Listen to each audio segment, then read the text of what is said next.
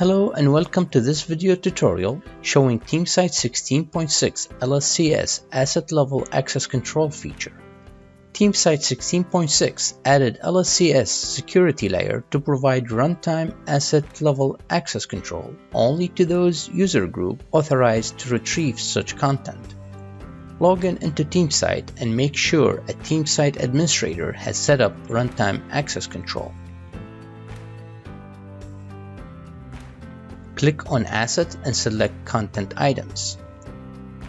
If you click on ellipsis icon, you will find Assign Access Control. Select those content items for which you would like to restrict their runtime access to certain user groups.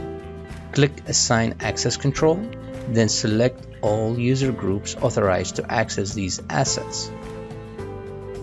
When saved, notice the top right purple icon on the tile, which indicates this asset is restricted to certain user groups.